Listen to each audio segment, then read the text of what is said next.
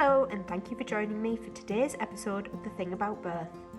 Each episode I will dive into a different topic relating to birth, pregnancy, hypnobirthing and parenting. Keep an eye out for special Q&A episodes, guest episodes and relaxation episodes. Thank you to those who have liked, shared, subscribed, watched and listened so far. It really means the world to me. Enjoy! Hello, thank you so much for joining me this week. I am recording one episode after the other today, so I've already done one and I'm going straight into another one. The episode that we're doing today is talking about birth plans. So I'm going to be talking a little bit about what birth plans are, why they're a great idea, some tips for writing birth plans, and also how I am doing my birth plans. And also just talking a little bit about the birth plan template that is available through me. I just want to start by saying that I think that this is going to be my last episode that centres around, I do like a Thursday theme, and then this episode usually links into the Thursday theme. The only episodes I'll be releasing from now on after this one will be pregnancy related updates and stuff, and my plan is probably to only do one more of those, and then because I'm trying to take steps back from the business and what I'm doing so that I can just focus on me and the baby and the kids. So this is going to be my last one of those for a little while. I have not yet made my return plans. I'm sure you understand that, but I will be back. So I'll keep you up to date on that once I know what's going on. So we're just going to dive straight in today. Birth plans. What are they? Why are they a good idea? So I think that there is a lot of misconceptions around birth plans because of the terminology birth plan. It sounds like you are planning how your birth will go. Now, it is a great idea for visualization purposes, which is an incredibly powerful tool for helping make things happen, to have an ideal birth scenario in your mind that you think about and that you visualize.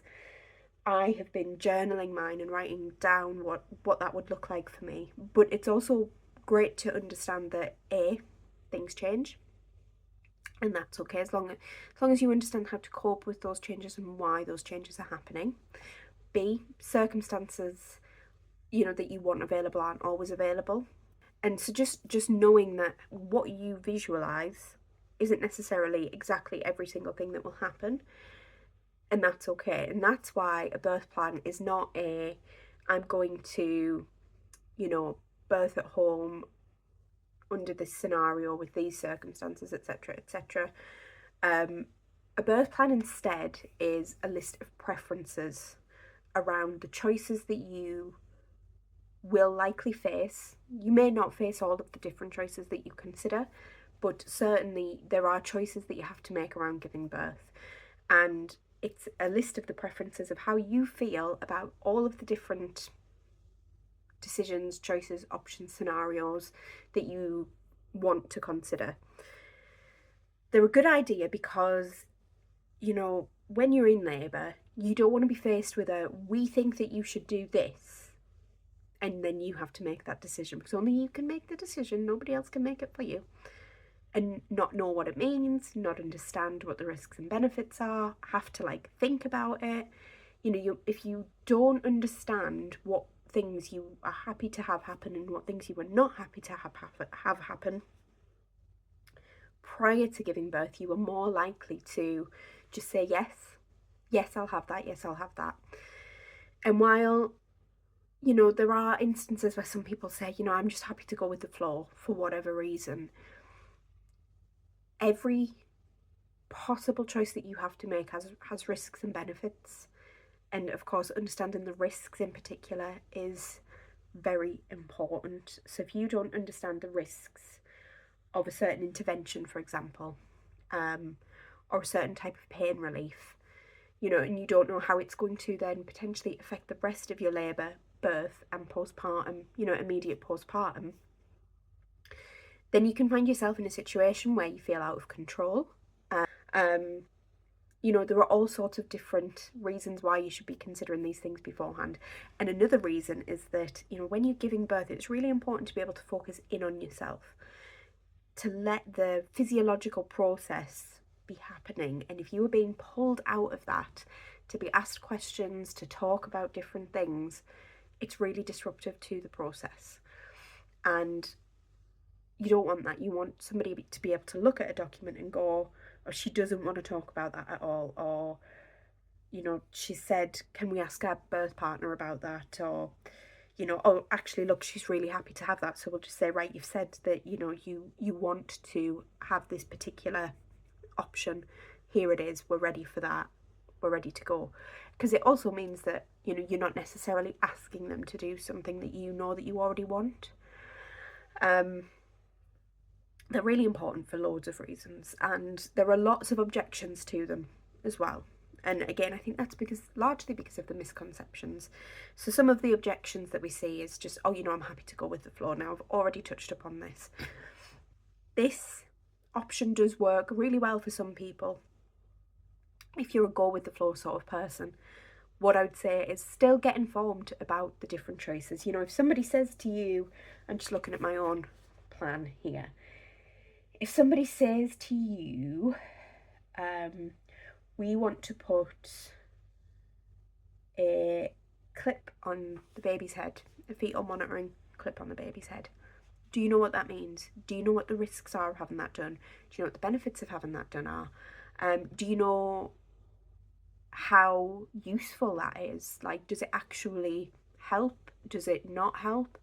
You know, there are lots of things to consider. And so if you have already looked at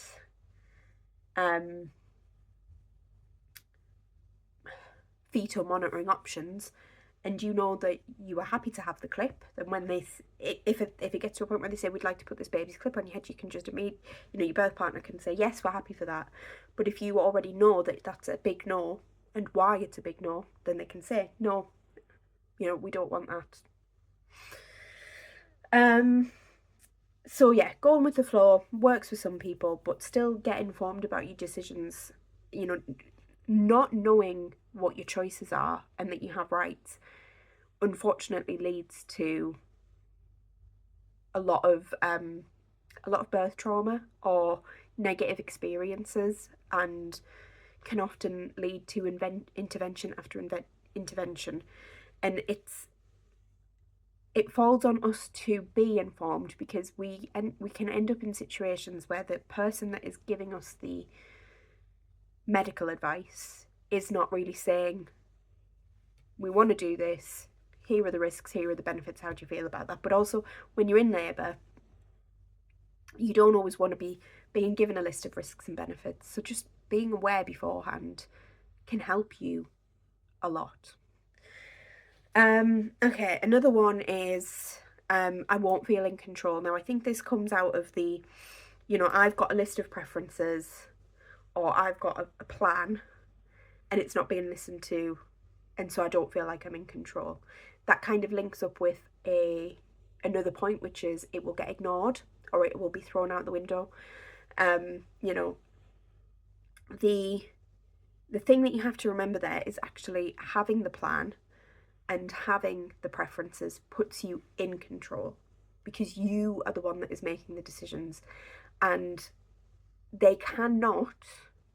So, for example, say that you were dead set against having your waters broken artificially, and it got to a point where they said, you know, you're not labouring how we would like you to labour, we want to break your waters and see if that gets things going.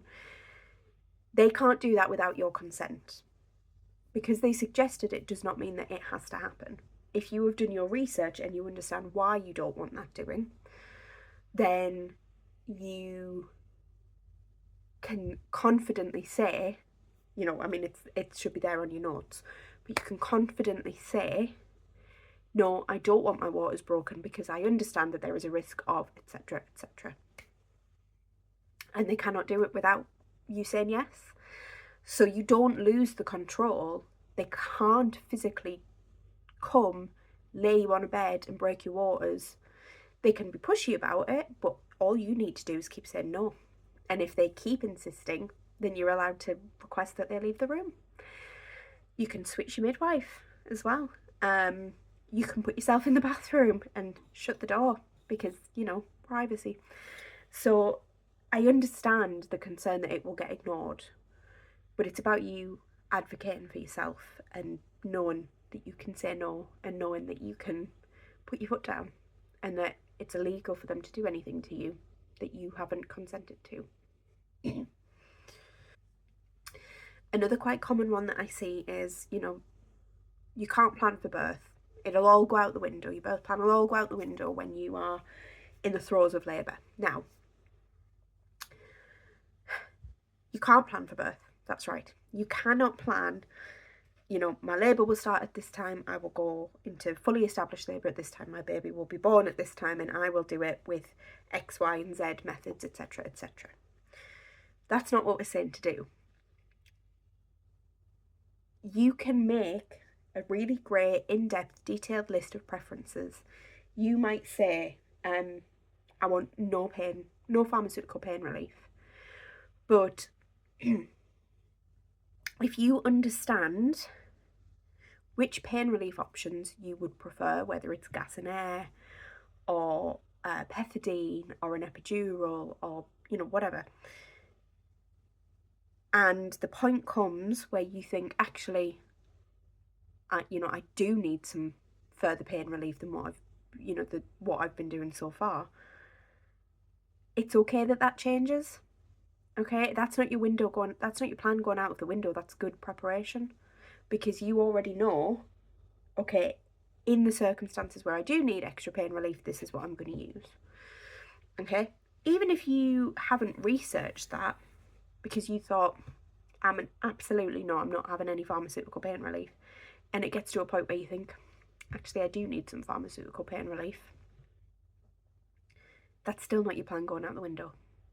Okay, you might go from a planned home birth to transfer into the hospital. That's not your plan going out the window.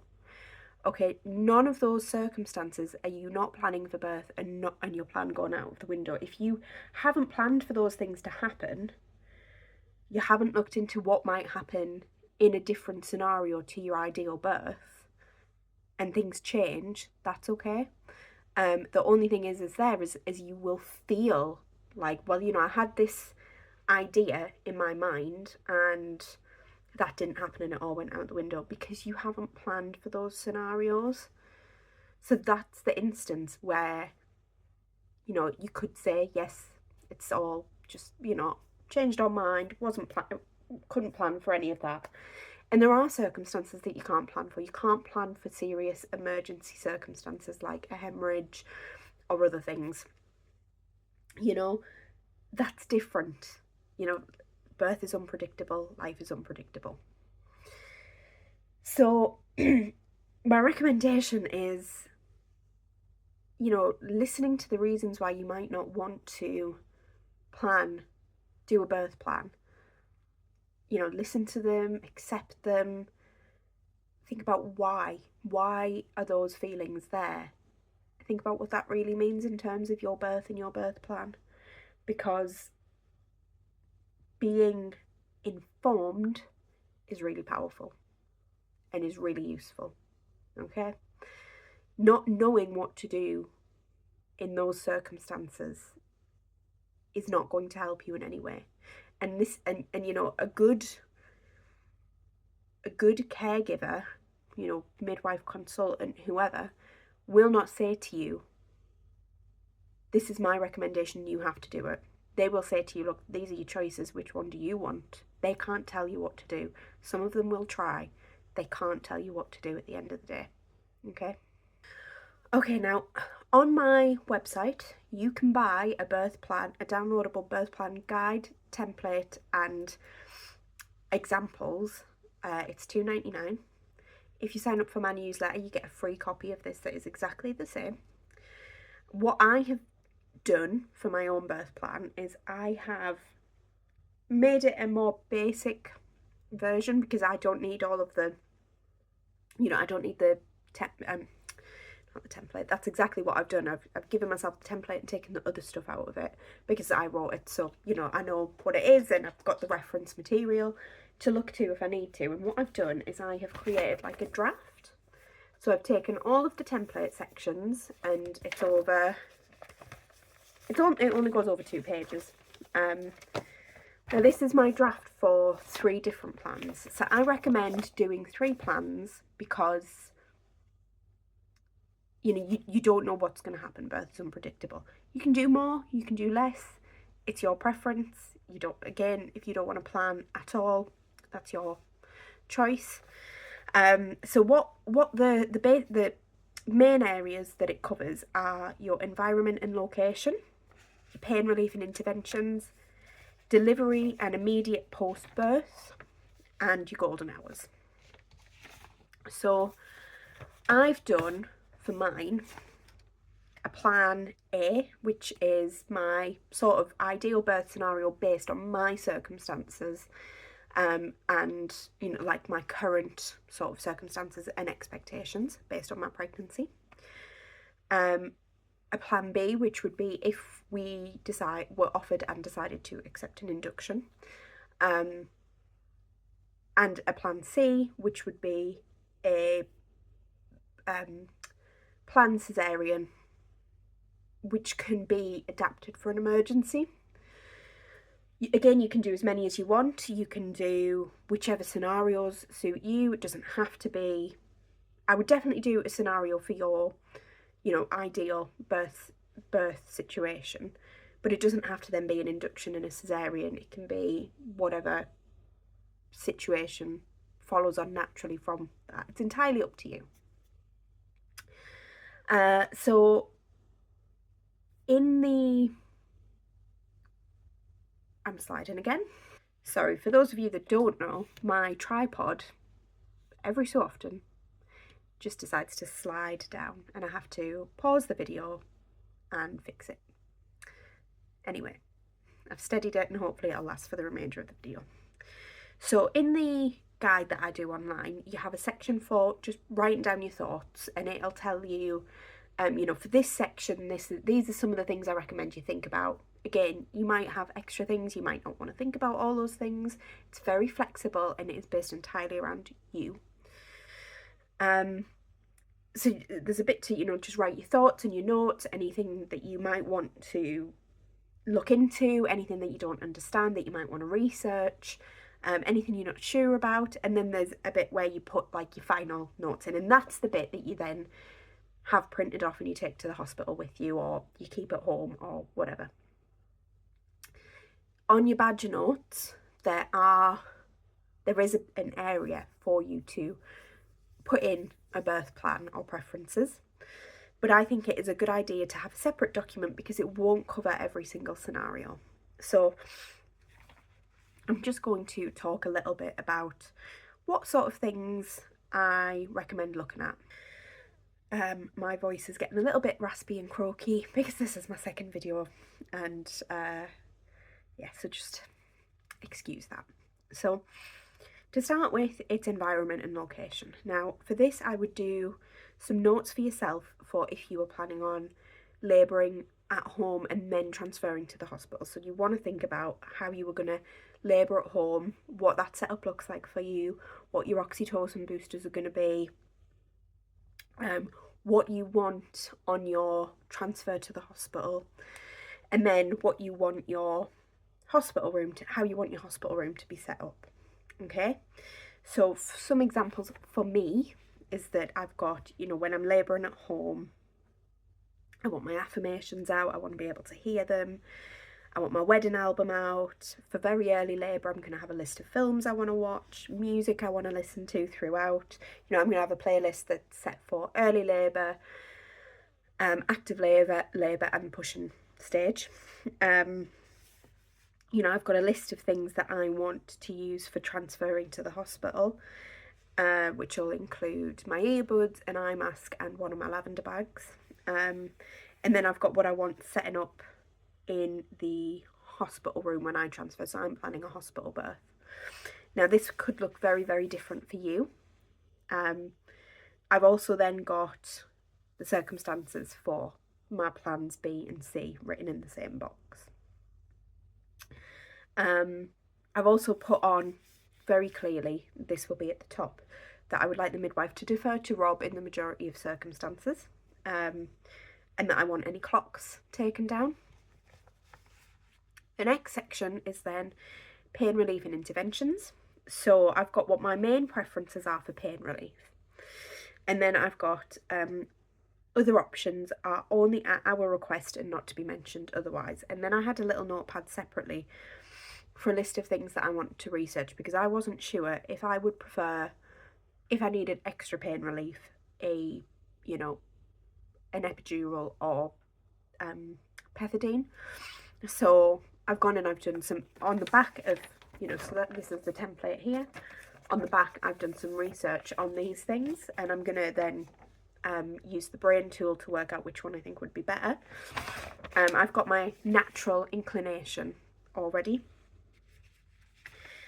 So my main preferences would be a birth comb, a TENS machine, water. You can't use those two together, of course. Gas and air if I feel that I need more. And keeping moving and just, using heat, breathing, laughter. And I haven't settled yet on the alternative then if I need more than gas and air. I've then got a list of absolute non-negotiables. So this is where in no circumstances do I want these even mentioning.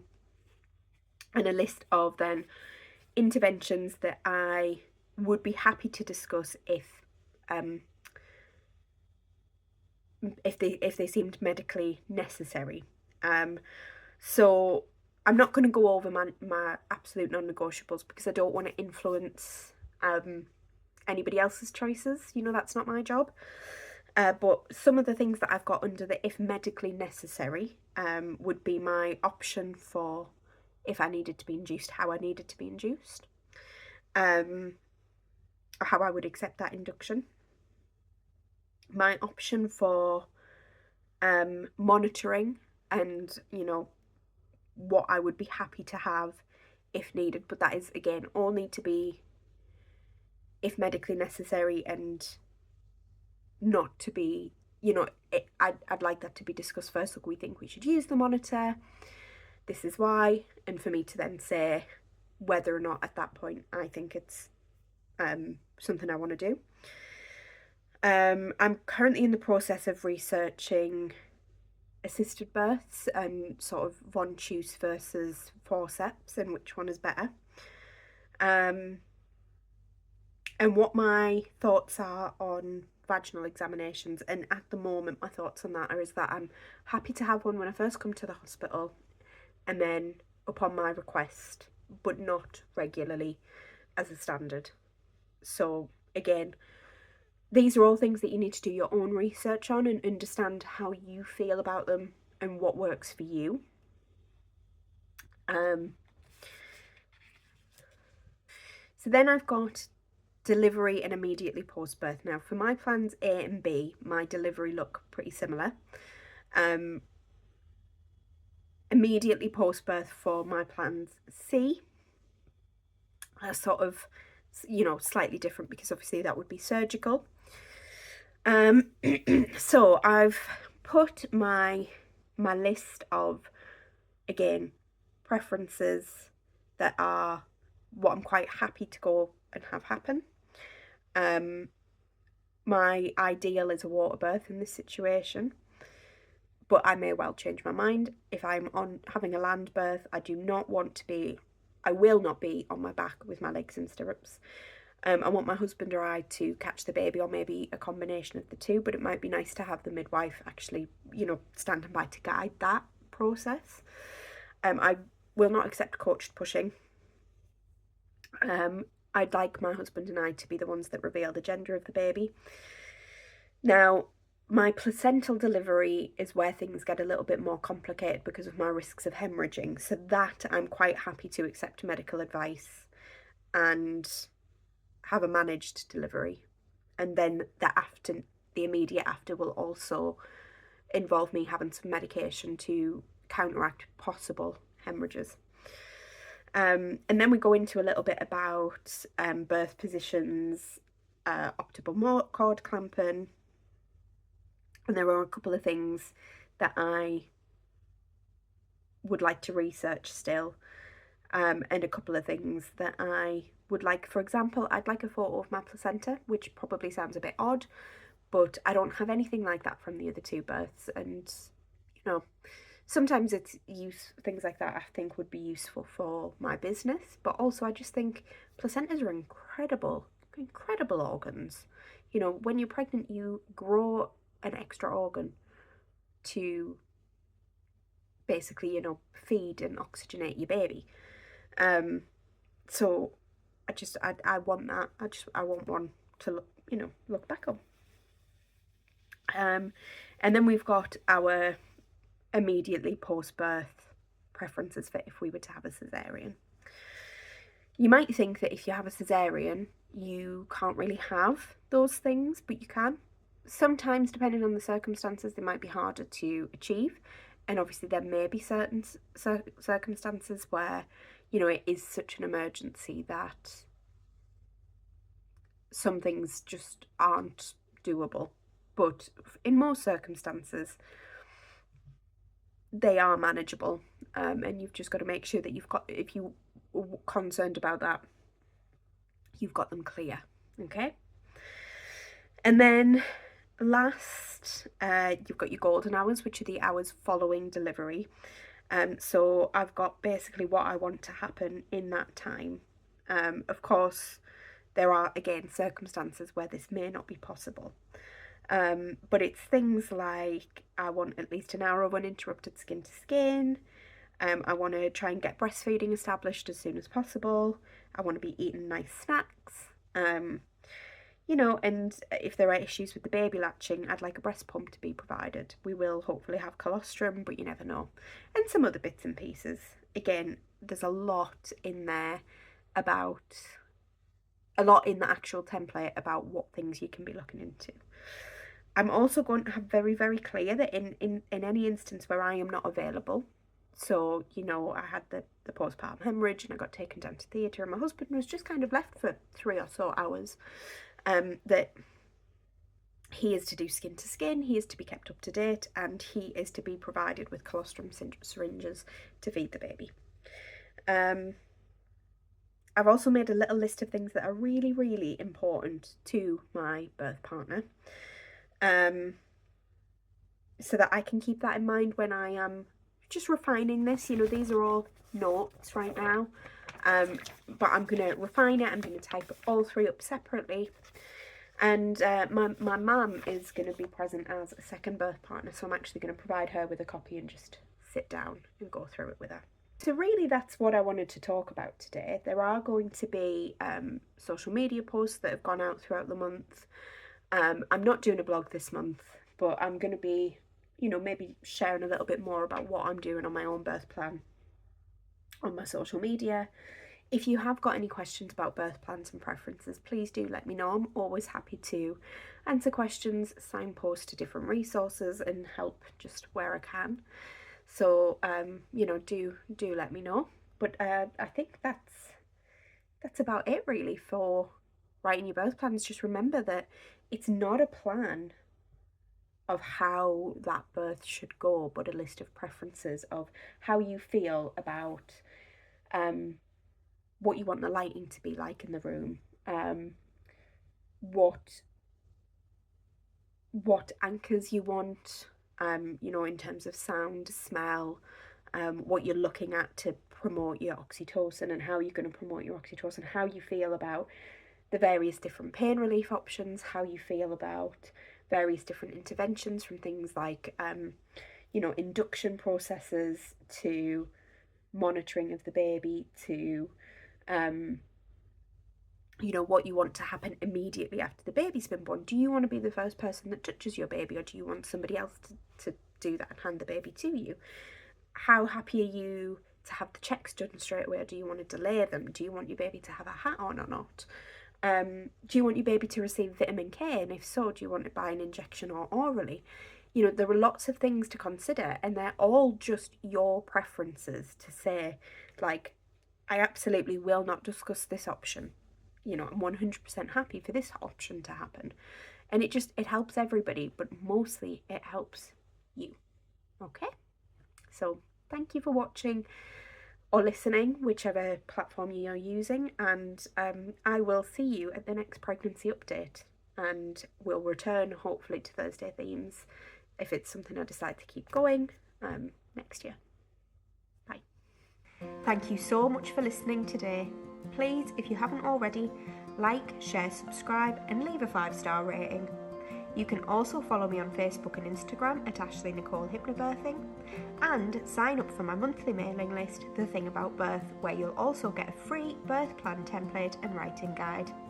See you next time!